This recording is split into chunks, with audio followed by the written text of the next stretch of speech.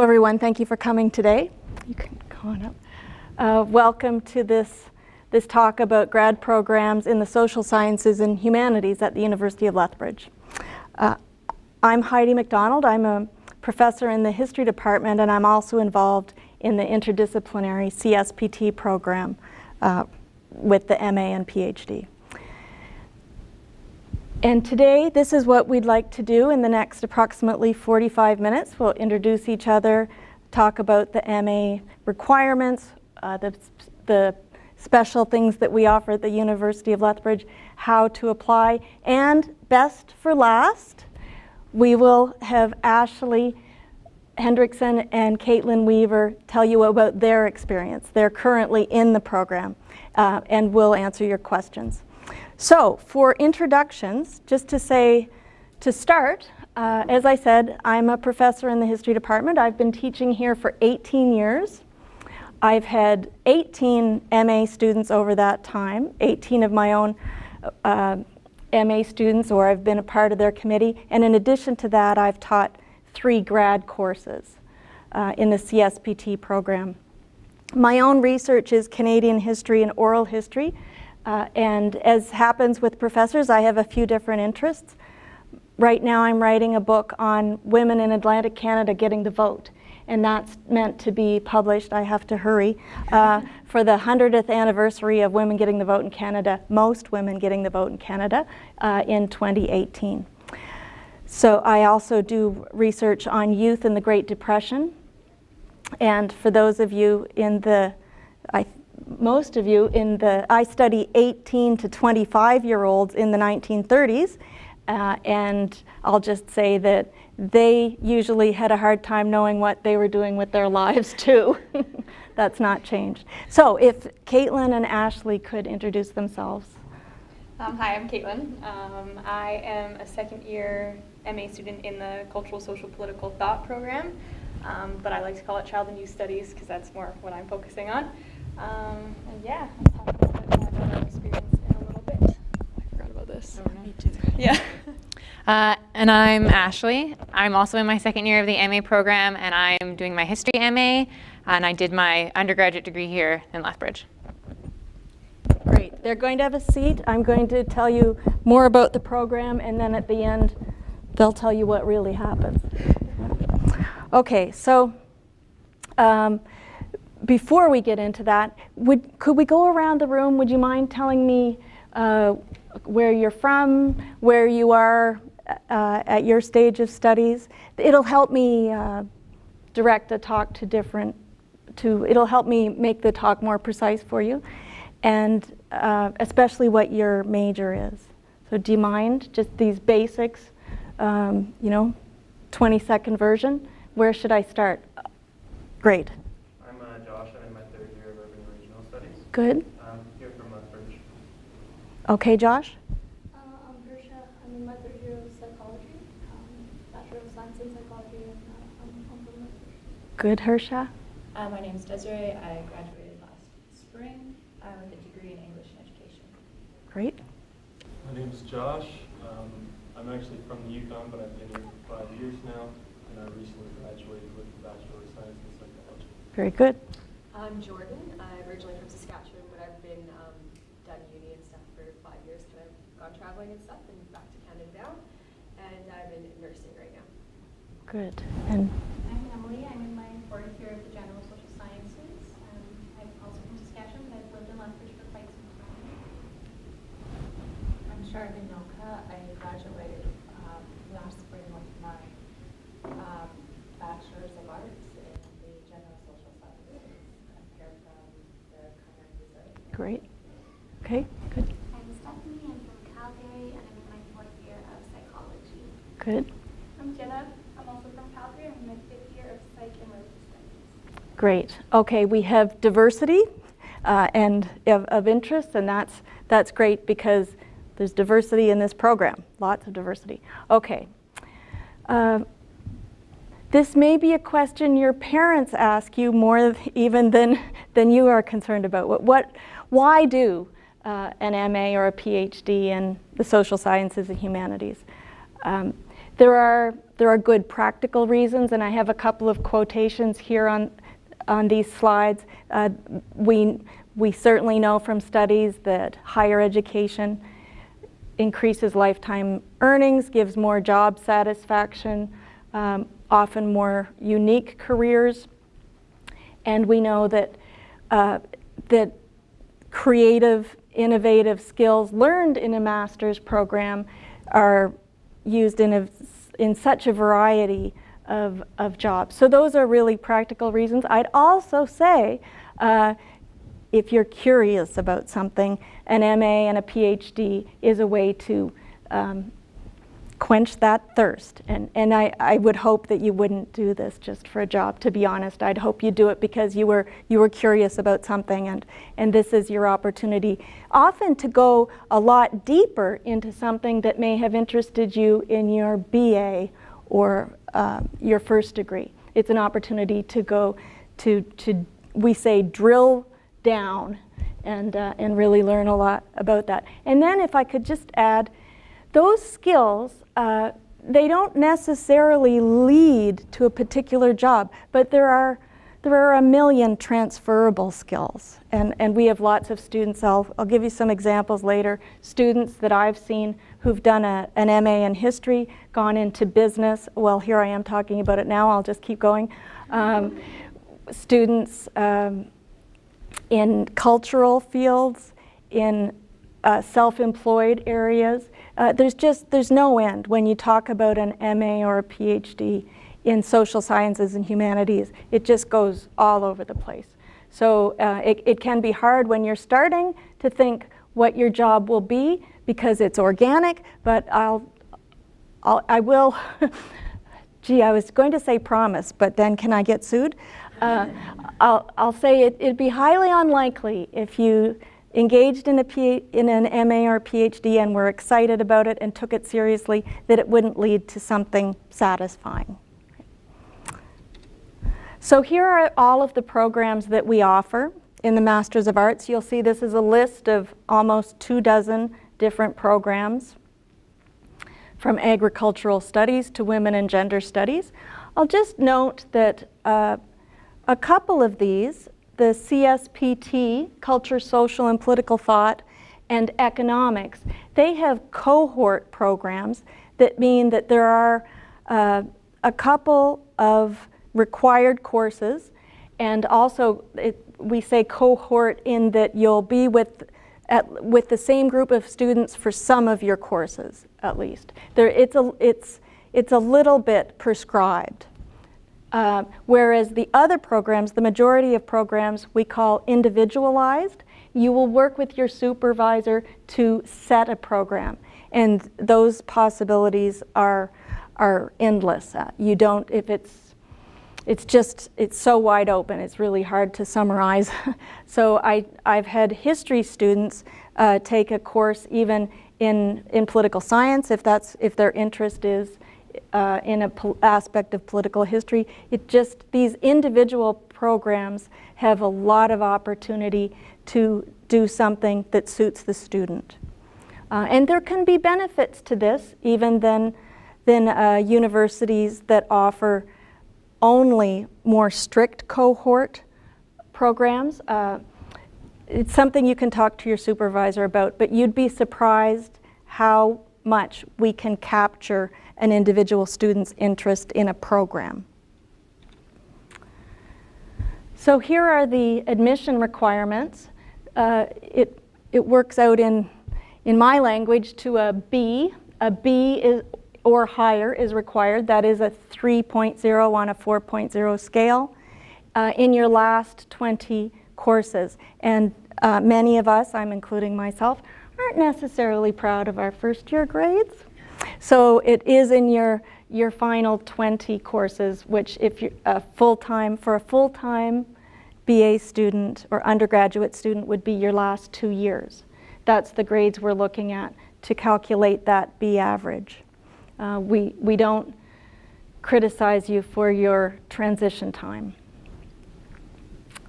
The application requires these 5 components: transcripts, a CV, a letter of intent, 3 letters of reference, And if your first degree or your previous degree has been in a language other than English, then you'd be asked to do an English language proficiency test.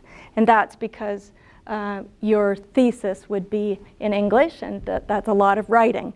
So that's why that is. If I could just mention a couple of little tips on this. Your 3 letters of reference, I would encourage you to have at least 2 of them be academic references from a professor. So you could have 1 from an employee, but I wouldn't have more than 1 from an employee, because it's your professors who will be able to comment on your academic ability and your ranking. And about the letter of intent, this is a time to, you do want to impress the admissions committee and the supervisor with some idea of what you're interested in and why you're interested in it. But it's not like a proposal. It's not an MA proposal. That will come later. You should be able to say, for example, I'm interested in, I have an interest in youth that in a particular area, for example, but you're not expected to say this is the title of my thesis. There's time for that. Here are the degree requirements, and I think this is one of the most misunderstood thing for undergraduate students, and that is the number of courses. This isn't, an MA or a PhD isn't like an undergraduate degree where you're really, your education is really focused around courses. There's such an emphasis here on the thesis that the course requirements are only 3 to 6 courses. That's 3 credit hour courses, what we would call a 1-term course, 3 credit hours. So just 3 to 6 of those. And the reason we say 3 to 6 is if you have a good preparation already for the area that you're going into, then it would be on the lower side. And if you have changed focus for whatever reason, then you might need an extra course or 2. But that's not many courses. They would be more intense than your undergraduate courses, but not like 10 times more intense, right? Just a little bit more intense. So there is space here within these requirements to begin working on your thesis quite early in your program.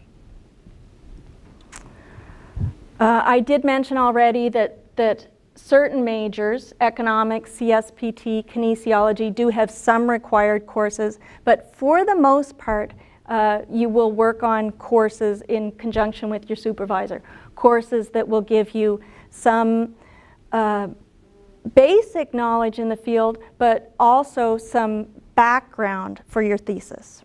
So sometimes the courses even can become a chapter of your thesis. So you can end up focusing quite early on your specialization. You'll see the deadlines here. February 1st, May 1st, October 1st, we say we have 3 intake times.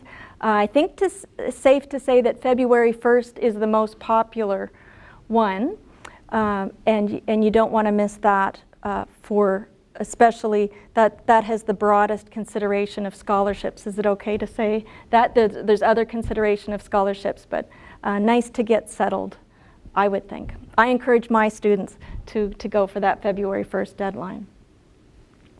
And the MA is, if you're doing it full-time, 12 to 24 months. It is possible to do in 12 months. It's more common to take 24 months or go to into that second year.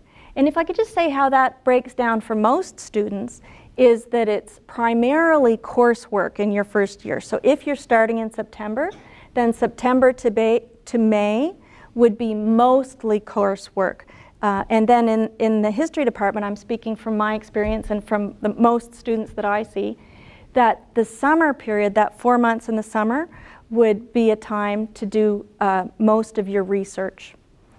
I mean, you could be doing some before, some after, but you'd want in September, you'd have completed 12 months, then to really be ready to write, to start writing your thesis in September. Yeah, at the 12-month mark. And sometimes before there's much variation, but that's what I see most commonly. And then you need to give yourself time finishing up, of course, to actually defend your thesis and to have your committee members read it. So the day you hand in the thesis won't be the day you graduate. Just give yourself a little time there. Anyway, 12 to 24 months is standard. It's possible to get an extension on that, and I see that with some. I see people get extensions. That life happens. Usually, grad students are at an age when life is happening. And part-time students, it's double the time, 24 to 48 months. I had a part-time student who's a teacher finish just over the time for full-time students. I was very impressed. But again, options, flexibility. We know that people have lives, need to work, sometimes have children. All right, this is the very similar slide you'll see for a PhD. One of the differences is, there's a little mistake on this slide, that the time to do the PhD is 24 to 48 months. You'll see that the application documentation is the same. You'll see that the courses are 6 courses, and that's standard. It's not, as in the MA, 3 to 9. It's 6. The comprehensive examination makes the PhD is a difference. In the comprehensive examination, while there's not a standard way to do it, the philosophy behind the comprehensive examination is that you prepare a field of study. And it's a broader field of study than your thesis, but it's a field of study into which your thesis would fit.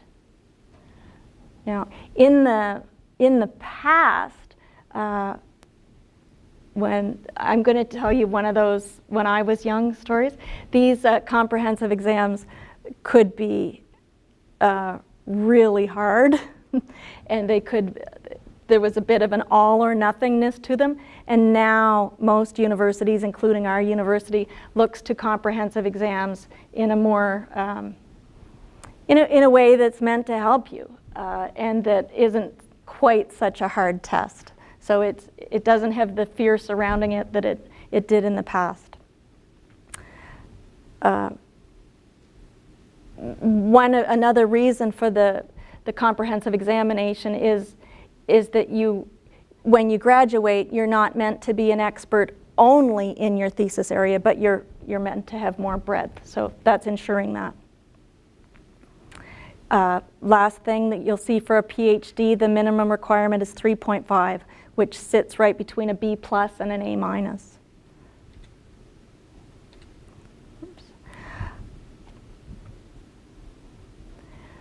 Within your MA or PhD, you'll have many opportunities for professional development.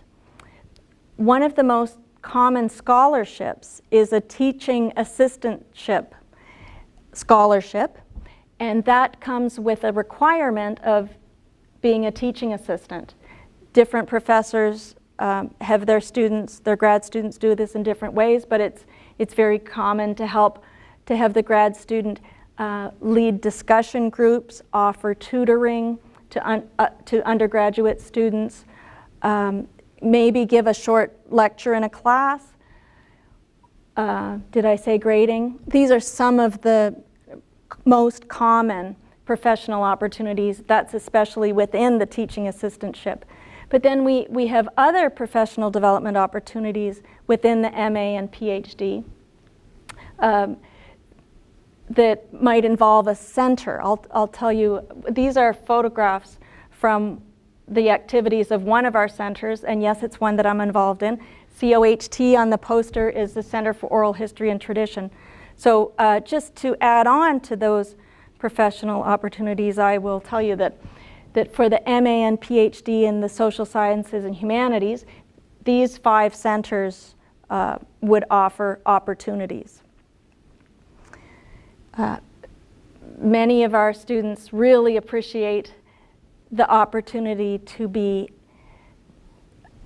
frankly, a colleague, have the status of a colleague within these institutions. So you could have professional development opportunities with a professor in another area. The point is that we share, it's an opportunity for research synergies. Whatever interest you have, you may benefit from talking about it. It's space. I think to some degree, it might be compared with what scientists have in labs, that opportunity to be together and to talk about research. So in the social sciences and humanities, these centers provide have the same strengths. So Ashley and Caitlyn are both involved in the Institute for Child and Youth Studies. I bet they'll tell you about some of the work that they do there. In the Center for Oral History and Tradition, we offer, one of the things that we do and that we're very dependent on grad students to help us with is community workshops. So the grad students help us organize these, and they work at these workshops, guiding the participants in learning about oral history, interviewing and consent, all these things. The Prentice Institute for Global Population and Economy is a very strong research center.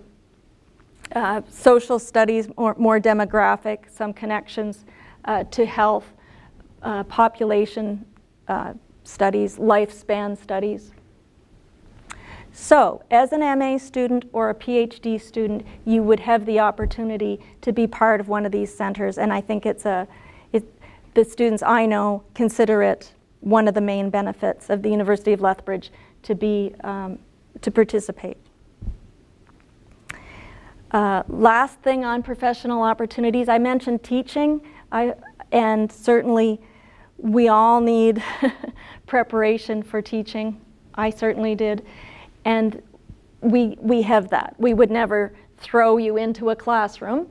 We have a really good teaching center. And this teaching center offers all kinds of workshops, some specifically for grad students, some open to everyone, especially on teaching, grading, ethics, professionalism,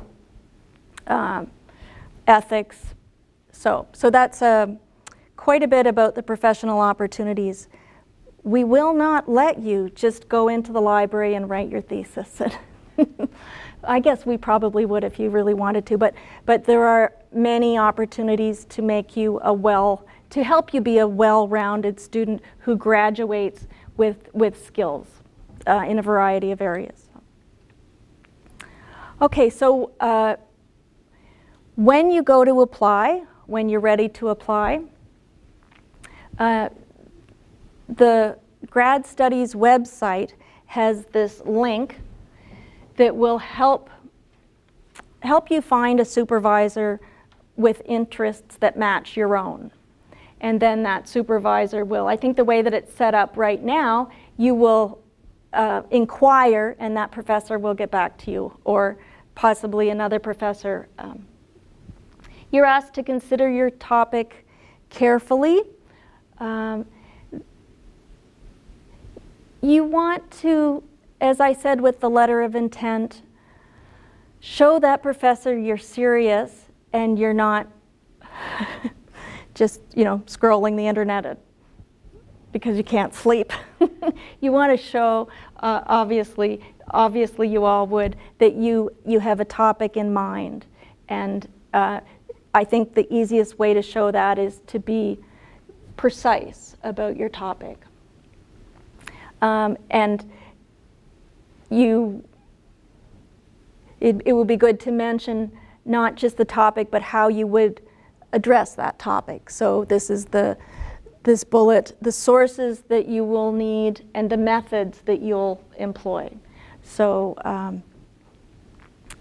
if you know, as a historian, we often go to the archives. That'd be the most common thing for us. So if you were to write, this is just an example, if you were to write to a supervisor and say, this is what I'd like to do, and the supervisor said to him or herself, okay, I think you'll have to go to Russia to the archives to do that, like how will you do that? So that's just the point. Have an idea and then think about how you would do that idea. Maybe if you can get to Russia, that would be great. There are no limits. I guess showing a little practicality at that stage would benefit. Here we have no pressure to Ashley and Caitlyn, but I'm now going to turn things over to them, and they're going to tell you their specific experience. And then after that, we'll answer questions, all three of us. Okay? This is going to be interesting.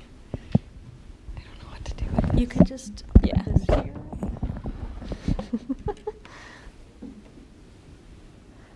All right, so I guess I'll introduce myself again because I forgot this thing last time. So I'm Caitlyn. I did an undergrad in sociology and women and gender studies here in Lethbridge, and then I now work with Dr. Christine Alexander, who is a historian, as my supervisor. And yeah, I'm doing the cultural, social, political thought program. Yeah, so that's nice. Should we start with how we got here, I guess? Yeah. Okay, well, I'm one of those people who didn't know what I was doing after my undergrad. So I didn't really have a kind of an idea what I was going to do afterwards. So I kind of came to the game late. So I applied for grad school on that third deadline and kind of knew about it 2 weeks beforehand. So yeah, it was interesting. But although it wasn't really planned out, it seemed to be the right choice for me. So I'll let you. Okay, so I'll just jump into, since you kind of did how we get to grad school. I think I can speak for both of us. We share an office and are together 24 hours a day, so I feel like that's okay. Yeah. We've both had really positive experiences in grad school in general and also with the U of L specifically. So I think when we talked about this before, speaking about if you were to try to emulate it to also have a good experience, what's made a big difference for us is the supervisor. Yes. Because you take so little courses, you really do a lot with your supervisor. So as you're picking where you want to go, I'd really consider that. If you're staying here, it's nice because you already know the professors you'd be working with. So to make sure that like your working style works, if you're someone who wants your professor to read over everything you write, every grant proposal, all of that, make sure you have a professor who has the time to do that and is willing to do that. But if you're more independent and you don't want someone constantly looking over your shoulder, make sure you pick a professor that kind of suits that personality because you will be working with them for a long time. And if you are planning on leaving the University of Lethbridge, like you want to go somewhere else for your program, then I wouldn't do that because this is the best. But yeah, just make sure that the professor is someone you work well with and also is doing something you're interested in because you're going to spend a lot of time on your thesis. What do we have here? So there's lots of really good experiences outside of academia. So one thing that we are really lucky to be a part of is the Institute for Child and Youth Studies, which work really well with both of our research topics. And our supervisor is the co-director, the director of the Institute for Child and Youth Studies. So that's really nice because we got to build a cohort kind of through that wasn't part of our grad school cohort. So we got to work with postdocs and PhD students and people outside of our discipline, so neuroscience, psychology, people who we would never really get to talk to. So that's really cool because it is an interdisciplinary unit. And so that's really great. So yeah, definitely look for those cohorts outside of maybe what place you're looking for, or things that work well with your research. Like if you're going to do history, COAT works really well. If you're doing research about children, come see us because we love it. Yeah, and then conferences. Conferences have been like probably the most fun part of grad school because you get to meet people just from everywhere, hang out with them, talk about research that you're passionate about, that you love. We have conferences here on campus, Meeting of the Minds if you went to the GSA talk. We're also helping organize through ICES, helping organize a second symposium. It's about youth and civic engagement, so that'll be in April. So we're really excited to do that. An opportunity that maybe other grad students can't get without the Institute for Child and Youth Studies or COAT or Prentice Institute, all these great facilities we have.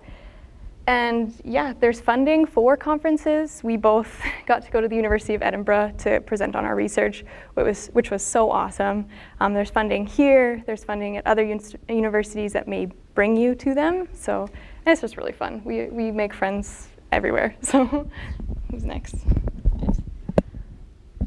Yeah, and I think that being at the smaller university, I think you'd agree, Heidi, definitely gives you a lot of opportunities you might not. Like to get to organize a symposium when you're a master's student, that is pretty unique. You might not get that at somewhere like the larger university.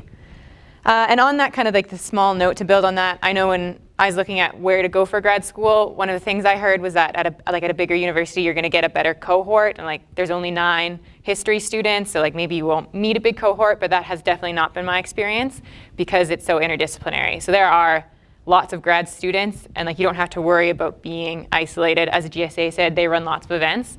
So that was one thing that I thought would be a negative of the University of Lethbridge, but definitely was not. I've met a lot of new people, even though like there's only 9 of us doing a history MA, there's been a lot of other grad students I've got to meet. And I'd also say, kind of thinking about things I was worried about coming in to the MA was funding, because you have to pay for your undergraduate degree. Like it's quite expensive.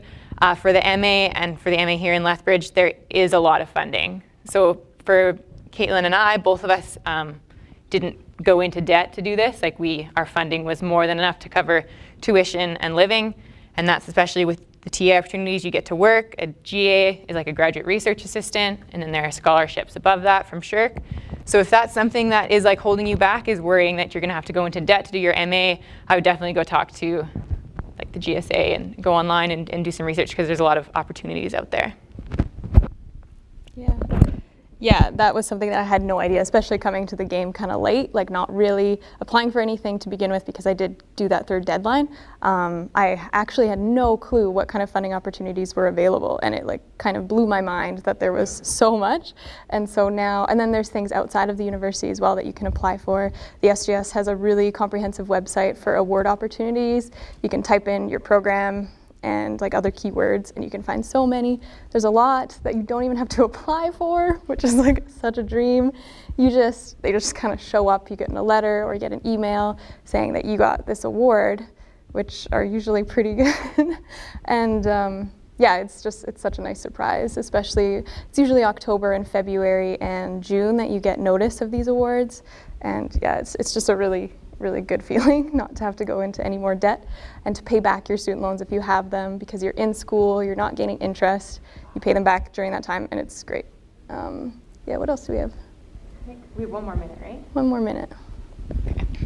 I'll just add, while we're talking about things we were worried about before we started, was career opportunities afterwards. And I think like we're not done yet, and we haven't applied for jobs, so we can't really speak to that. But one of the great things about doing a humanities thesis-based one is when you're done, you're going to have a thesis that's like 90 pages to maybe 120 pages. And there are a lot of job opportunities where you can just walk in and say, I have 100 pages that are thoroughly researched, they're scholarly, they're edited, like I can do that. That's a big skill that will open a lot of doors for you. Mm-hmm. So that's one way I convinced my parents that this was a good idea for me. Yeah. And also like the tutoring that I'm not sure if it's other grad students get that as well, but with history, we get to tutor and then also TA, and those are also very like applicable skills for just everyday life, things like that, and I love those things. And also with your graduate assistantship, it's not always in the classroom, so both Ashley and I worked on a exhibit at CASA, which is kind of crazy. Like we're not art students, but we helped organize the Elders of the Future exhibit. That's actually still running now, so if you want to go look at it, it's up until October 21st. And so we got to meet different community groups and like people outside of the institution. We got to meet a lot of the people at Opakasan Early Intervention Society, which they're really great. And yeah, it's been awesome. So lots of applicable skills. So. And we love it, so. And just making great friends. I think that's honestly, as cheesy as that sounds, that's the best part for me. But yeah. If when the 3 of us were speaking about this, I said, what are the most common misconceptions about an MA? So we started at that angle, and the 3 of us agreed that it's students expect that it's just like an undergraduate degree, course-based. So that was one thing we said, that the courses are fewer and the specialization is quicker. And then this, it varies somewhat, but the 100-page thesis, that was perfect what you said, Ashley, I thought. And the other thing is the funding. So we did accentuate, or we did really want you to understand those two things. I don't know if that's news to you or if you already knew that. But yeah, not a lot of courses, and if you're lucky, quite a good amount of funding. Yeah, and that's if you have, you know, the higher your grades, the more funding there is. Other things are taken into consideration for some scholarships, but of course, I say this, if you're in an undergraduate program right now, I'd encourage you to keep your grades up. Yeah, those are the two main things we wanted to accentuate, and then I hope we've given you some broad information, but please, we're yours now for questions.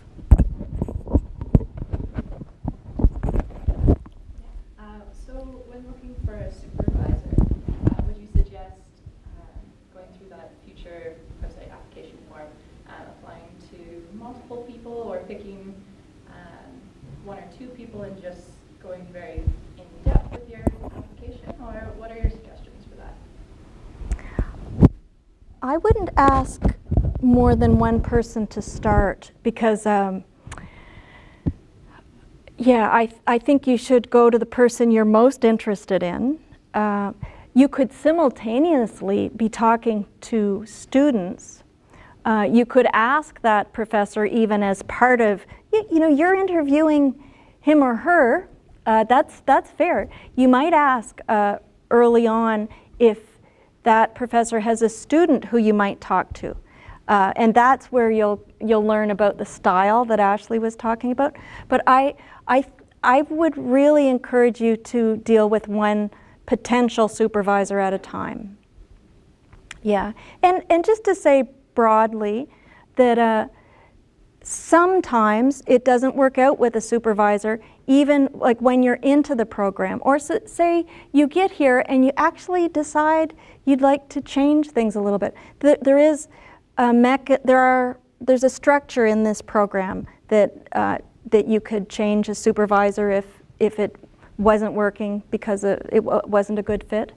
Anyway, but the simple question is I deal with one at a time, because for the sake of the department, they will be looking at the same thing, how many students they have, and if three professors say, well, I was talking to, I can't remember your name, it's more, I think, perceived to be more professional to deal with one at a time. Long answer.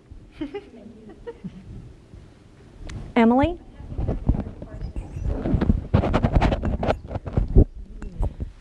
Go ahead. Mine, I think, was Queering Feminisms, Gender and Power with Suzanne Lennon.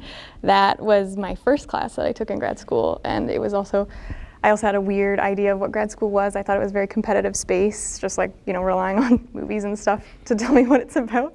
But that, it just totally broke that down immediately. It was a very like ethical space to talk about and just like deal with concepts and things like that. So, and I love Suzanne, so. I think I should not talk. Okay, I enjoyed all of my classes, and especially because they're so small. So like my historiography class, there was 4 of us. We had a wonderful class with Heidi, and there was like 8 of us. Yeah, they were all really good. And the other thing is you can also make your own course. Like you can do an independent study. So yeah, I have had all great courses. We didn't mention independent study before, but I think we're all thinking, oh, we should have mentioned that.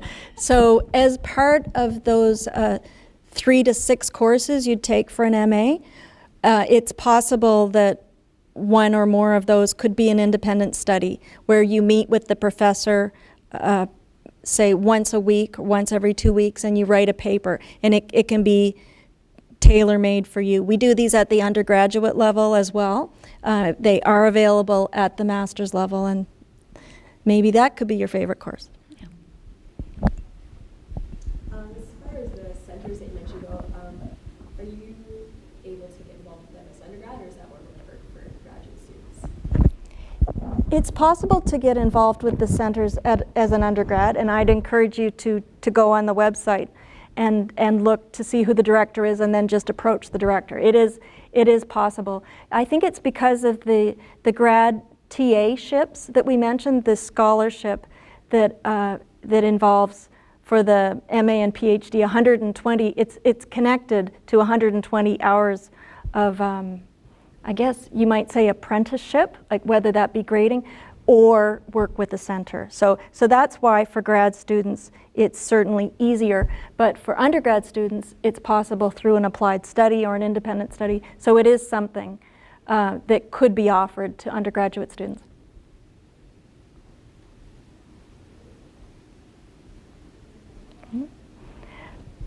If there are no more questions, we're happy to be available for the next few minutes without the camera on. So we'll do that. But if I could just say again, thank you for coming. Don't hesitate to ask us questions, and your questions will be answered through the School of Graduate Studies website promptly too. You can also email me specifically, Heidi MacDonald. You could find me easily. Okay, so thank you again for coming. Thanks to Ashley and Caitlyn. And yeah, thank you.